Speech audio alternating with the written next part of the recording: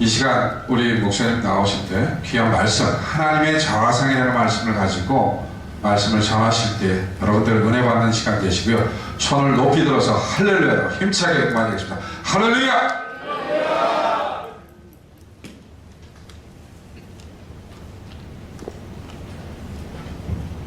제가 아내 복을 받았지요. 제가 와이프를 잘 만났습니다.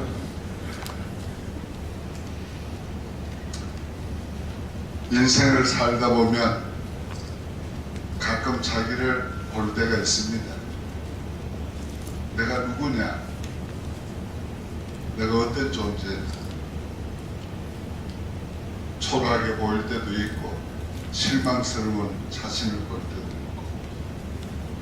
있고 이게 나의 전부인가 생각할 때도 있습니다. 인간은 누구나 자기가 가지고 있는 자아상이 있습니다. 이건 하루 이틀에 만들어진 것이 아니고 오랜 세월 동안 어릴 때부터 자라면서 환경의 지배도 받고 또 사람의 영향도 받으면서 생겨진 것입니다. 그런데 이 자아상은 실상이 아닙니다. 현상입니다. 나의 진정한 자아상은 하나님 안에 있습니다.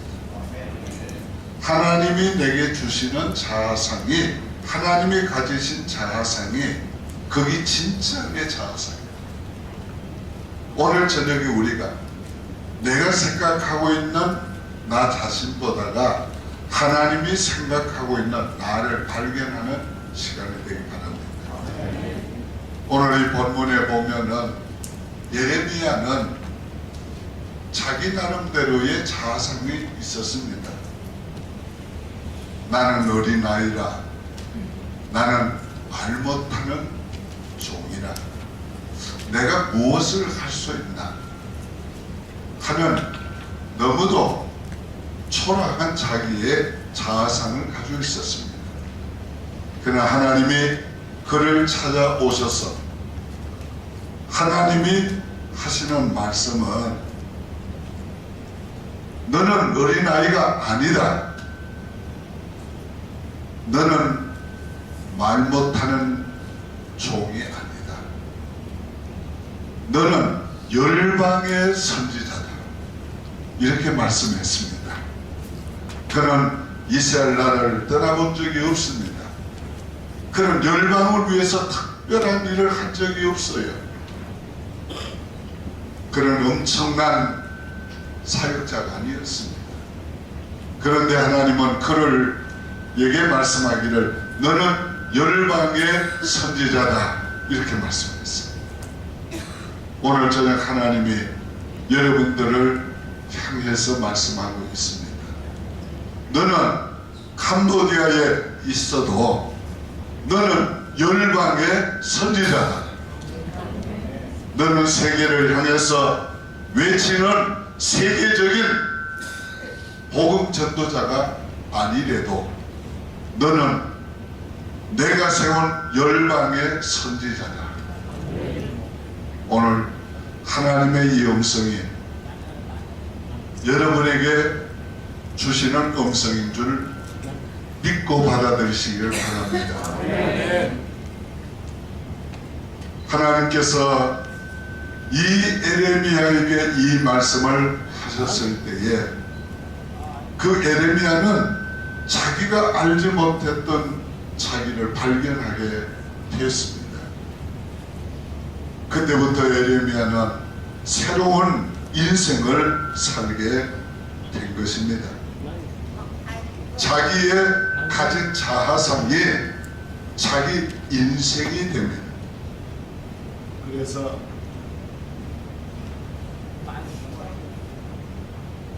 그래서 하나님은 우리를 쓰실 때에 먼저 이 자아상부터 바꾸어 놓으십니다.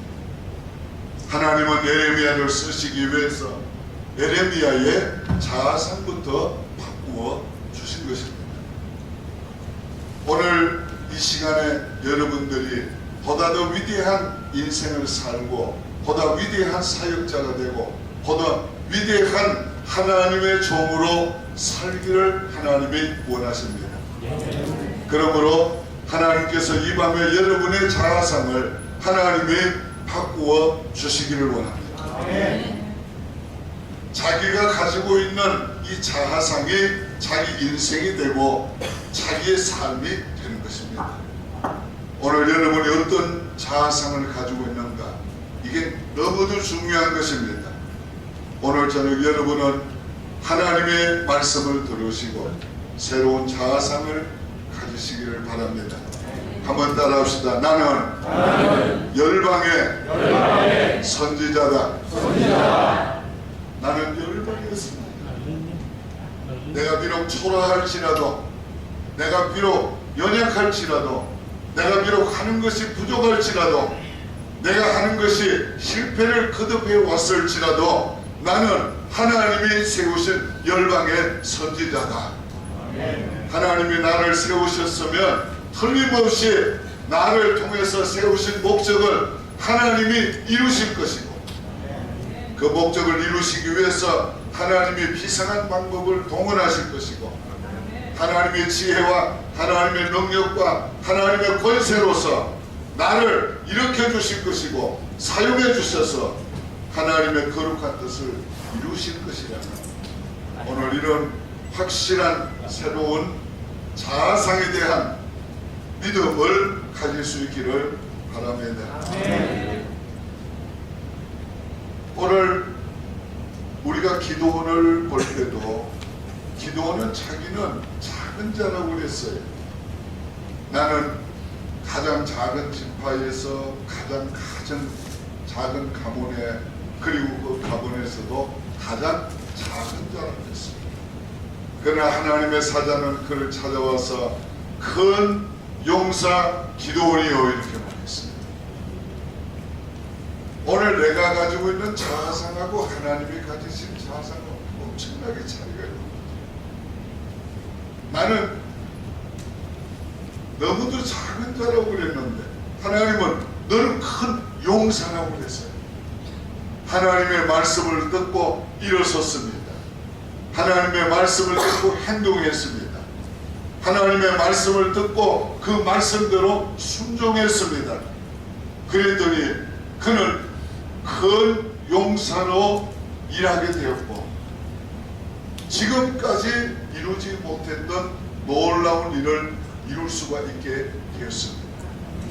오늘 저녁 여러분들이 하나님의 자아상을 발견하고 새로운 자아상을 가지고 그 자아상대로 여러분이 생각하고 말하고 행동하기 시작한다면 여러분은 하나님이 이루실 귀한 용사로서의 사역을 감당하게 될 것이고 열방의 선지자로서의 사역을 감당하게 될 것입니다. 저는 막연하게 세계 선교를 위해서 기도만 했습니다. 그러다가 세계 선교를 위해서 미국에 왔습니다. 그러나 세계 선교는 그냥 제가 세운 개척한 교회 하나도 제대로 되지를 않겠습니다. 70년대 중반에 미국에 와서 개척하고 교회를 시작했지만 한국 사람이 별로 없었기 때문에 이 교회가 살아지를 않았습니다. 어느 날 기도원에 가서 기도하고 있었어요. 아무 응답이 없습니다.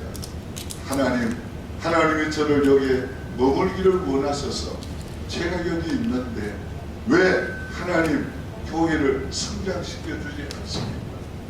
교회가 자라야 성교합니다. 아무 응답이 없어요. 기도를 마친 다음에 밤하늘의 별을 바라보았습니다. 창세기 15장 5절의 말씀이 떠올랐습니다. 하나님이 아브라함에게 내가 너로 큰 민족을 이루리라고 약속하신 후에 10년의 세월이 지났습니다. 그에는 나이는 85세가 되고 점점 인간적으로 보면 소망이 없어지고 있습니다. 하나님이 말씀했던 그 꿈도 점점 사라지고 있었어요. 그럴 때 하나님께서 그를 이끌어 밤하늘의 별을 바라보게 하시면서 내가 네 후사를 저 별과 같이 많게 하리라고 하소서. 아브라함이 이를 믿으니 하나님이 의로 여기시고,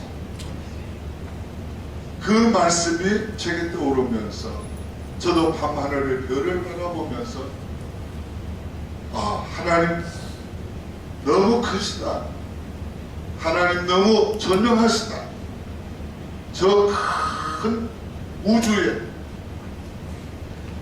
수없는 별들을 만드시고 저 공중에 하나님께서 줄도 없이 매달아 놓으시고 이 어두운 밤을 비치게 하시는 하나님은 크시다, 하나님은 전능하시다. 하나님이 하시고자 원하면 못할 일이 어디 있겠냐. 새로운 믿음을 가지고 내려왔습니다. 다음날 새벽 기도를 인도하기 위해서 성경을 폈어요. 출애굽기 33장을 읽게 됐습니다. 하나님이 모세에게 모세야 너는 이 백성을 이끌고 앞으로 가라. 그러면 내가 내 사자를 네 앞서 보내리니 내가 네 대적을 다 파하여 주리라. 그러나 나는 너희와 함께 가지 아니하겠노라. 이 백성은 목이 곧은 백성이라 내가 도중에 저들을 진노할까 하노라. 이때에 모세가 하나님 앞에 매달려 기도했습니다. 하나님이 응답하십니다. 그래 모세야 너는 내 벗이다. 내가 네 말을 다 들어주마. 내가 너와 함께 올라가리라. 이때의 모세가 하나님 앞에 이렇게 고백합니다. 하나님이 나와 함께 올라가려 아니하시려거든 정녕 나를 올려보내지 마옵소서. 이 말씀에 제가 사로잡혔어요. 모세는 위대한 승리보다가 하나님 자신을 더 원해요. 제가 그때부터 저의 기도가 달라졌어요. 그전까지 저의 기도는 항상 하나님 교회 부흥, 항상 부흥사로서 성공하게 해달라고. 그것이 첫 번째, 두 번째 기도였어요. 그러나 그날 아침에 그 말씀에 사로잡힌 이후에 제 기도가 바뀌었어요. 하나님, 나는 하나님을 원합니다. 오늘도 하나님 나와 함께 해주시기를 바랍니다.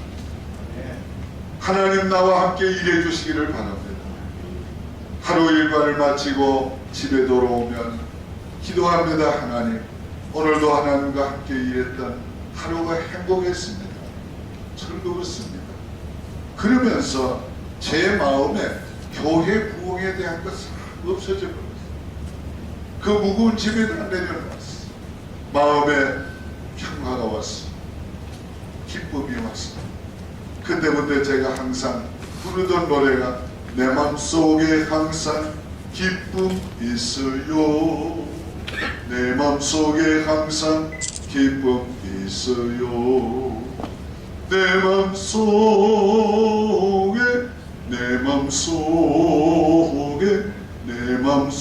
항상 기쁨 있어요.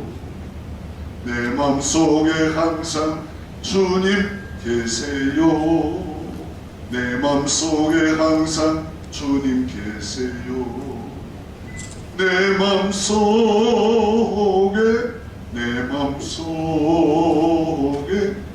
맘속에 항상 주님 계세요.